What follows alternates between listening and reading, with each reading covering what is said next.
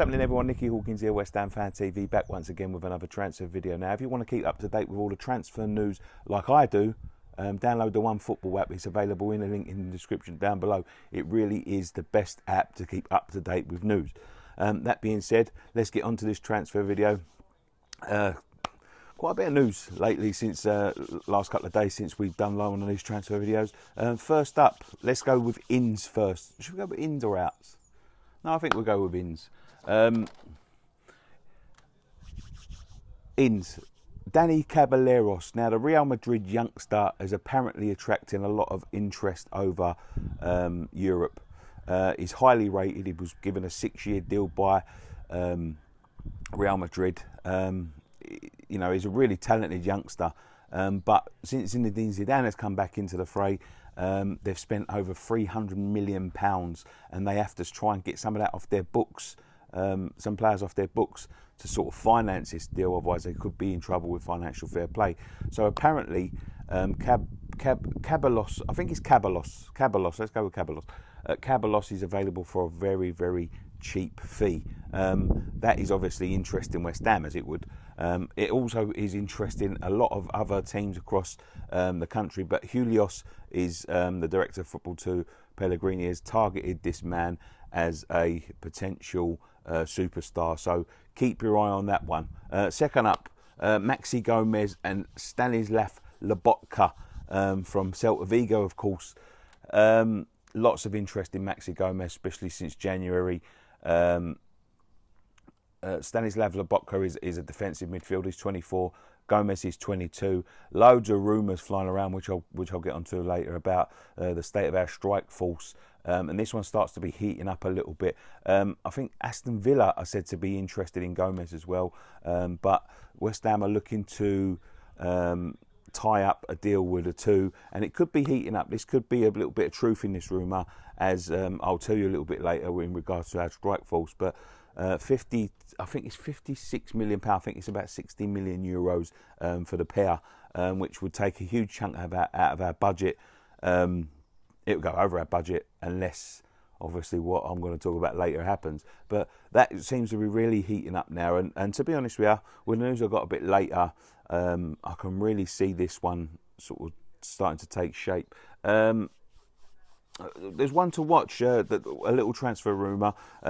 Tom Bayliss, who's a 20-year-old wonder kid at Coventry, is starting to attract a lot of interest from the Premier League. Now, it's another one that we've identified as a potential incoming. We haven't had too much joy with wonder kids. We've just released Tony Martinez, who was supposed to be such. Martin Samuelson didn't really work out after signing from Man City. He was touted to be a wonder kid. If you remember back even further, Frank Nouble from Chelsea never worked out. But this is one to keep your eye on, because Tom Bayliss is attracting a lot of interest. Liverpool and Everton are interested, as well as us and Aston Villa. Could be a possible move for him. We'll see. It could be available for about £3 million, which is very cheap. It will obviously attract West Ham. The academy has got some good calibre, because recently James Maddison and Callum Wilson have both come out of that academy. So keep your eye on that one. Now to the outs. Michail Antonio, of course, which is what makes me think that the Maxi Gomez rumours are starting to heat up a little bit. Michail Antonio released a statement lately. More hot air. He talks a lot, Marco. This is, to be honest with you, this is why I wanted him to go. He talks a lot, and we was always expecting sort of a shift in mentality come the summer. Many of us thought it was a done deal, that he was on his way out the door. Obviously, wanted to go to China. He's committed, then he's not committed. For me, just get rid of him. He's more trouble than he's worth. He's starting to make more noise again. Inter Milan obviously interested for £30 million. Do some negotiating, get £40 million for him, and then go and get Maxi Gomez. That's what I'd say. Because, again, a statement to do with Champions League football, how he's attracted to it, blah, blah, blah, blah, more nonsense. Everyone was convinced that he'd sort of turn the corner and sort of saw the error of his ways. A player like Michail Antonio doesn't do that. He done exactly the same to Stoke. He spent many years there, forced his way out the door. Let him go. Don't stand in his way. He's not. I mean, you see him last few games at the end. He started to put in a bit of effort. Now we know why, because he wants to move away, which was always expected anyway. To be quite honest with you, I would let him go personally. Hit him for another 5-10 million. Get to the 35-40 million pound mark. Then move him on, because we can't have another season where, to me, that's a lot where a lot of our problems come from. I think we could have got 7th if it hadn't been for him and his antics. You don't want him rambling on all summer, upsetting the apple cart. Just move him on.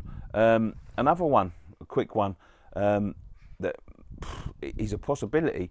Antonio, he's 29 now. He's been absolutely fantastic since he came to us. Little few dips in form over the last couple of seasons, but he always seems, when you write him off, he always seems to come back strong. Crystal Palace have been long-time admirers of Antonio. They've come back in again with the news of Wilfried Zaha sort of on his way out the door, or possibly on his way out the door. They've come back again. Would I sell Antonio? 29, so he's not getting any younger. If you can get decent money for him, I may consider it. To Crystal Palace, I don't know. They're a rival. But another thing that may interest Michail at 29 years old, he's never been like a top earner at our club, is a Saudi Arabia club. Now, I've got to read this off of a piece of paper because obviously...